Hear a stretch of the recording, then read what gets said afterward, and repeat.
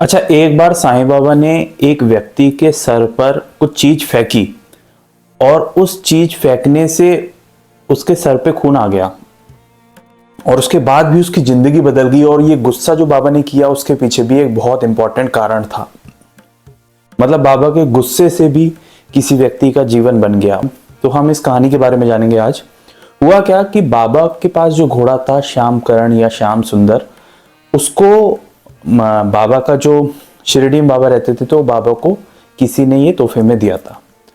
अब उस घोड़े को जो लेकर आया व्यक्ति, जो मजदूर रहा होगा, जो लेबर रहा होगा, वो उस घोड़े को लेकर आया और वहां पर उसने शिरडी में वो घोड़ा छोड़ा।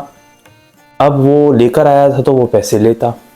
तो हुआ ये कि वो जो व्यक्ति था, जो इंसान था, जो लेबर था, जो लेकर आया था, उसने राधा कृष्ण माई से पैसे मांगे कि ये मैंने मजदूरी की है तो आप मुझे पैसे दे दीजिए। अब उस पर जो राधा कृष्ण माई हैं उन्होंने बोला कि श्यामा से मांगो तुम पैसे, जो तुम्हारा जो भी मेहनताना हुआ वो पैसे तुम श्यामा से मांगो। अब वो श्यामा के पास गया तो श्यामा भी कहीं बिजी होंगे, तो श्यामा ने बोला कि जाओ बाबा के पास जाओ और उनसे पैसे ले लेना। अब वो फ्रस्ट्रेट हो गया क्योंकि वो एक जगह से दूसरी जगह जा रहा है और उसको पैसे नहीं मिल रहे अपने। अच्छा, उस समय बाबा के पास भीड़ इतनी आती थी कि बाबा को विश्राम करने का समय नहीं मिलता था। तो दोपहर के समय बाबा आधा एक घंटा जो भी है विश्राम कर लेते थे, क्योंकि रात के समय में भी बाबा ध्यान अवस्था में रहते थे, भक्तों की चिंता में रहते थे। इस वजह से बाबा जो है नींद नहीं लेते थे। और ईश्वर शक्ति होने के बावजूद भी बाबा जिस रूप में थे वो एक फिजिकल बॉडी थी। तो एक फिजिकल बॉडी को भी कुछ हद तक शांत या रेस्ट करने की आवश्यकता होती है। तो इस वजह से दोपहर के समय बाबा के पास कोई भी नहीं जाता था, क्योंकि बाबा उस समय विश्राम कर रहे होते थे।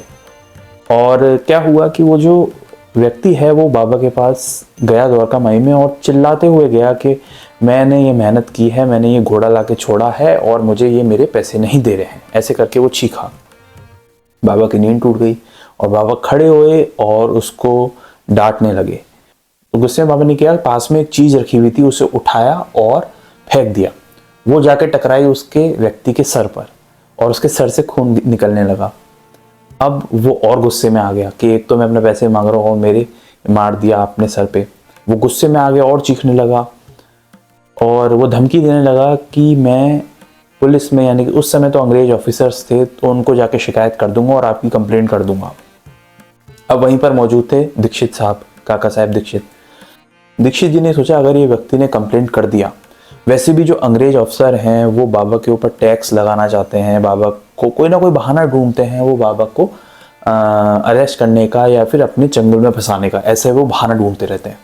और अगर इसने कंप्लेंट कर दिया तो फिर एक नई मुसीबत सामने आ जाएगी।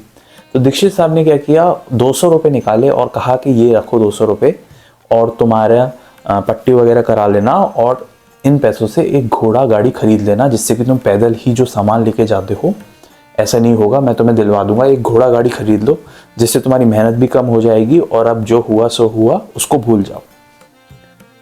अब वो व्यक्ति एग्री कर गया, उसने मान लिया उस बात पे कि चलो ठीक है आप मुझे 200 रुपये दे दो, और उसने 200 रुपये रखे और उसने घोड़ा गाड़ी खरीद ली।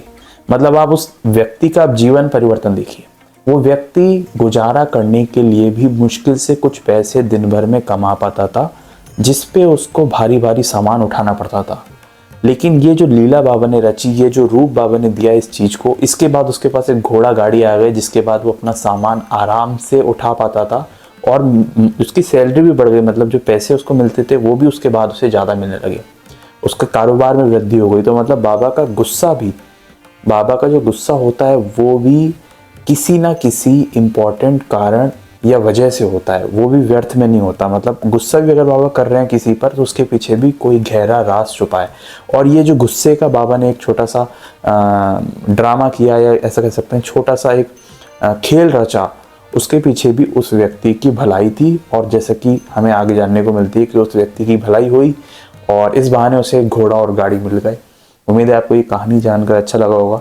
साईं बाबा से जुड़ी हुई रियल हिस्ट्री, असली कहानी, ढेर सारी कहानियाँ मेरे इस चैनल पर अपलोडेड है। अगर आप देखना चाहते हैं तो उन सारी वीडियोस को भी देख सकते हैं। और इसी तरह आप साईं बाबा से जुड़ी हुई रियल हिस्ट्री जानना चाहते हैं तो इस चैनल को भी सब्सक्राइब कर सकते हैं। ओम साई राम।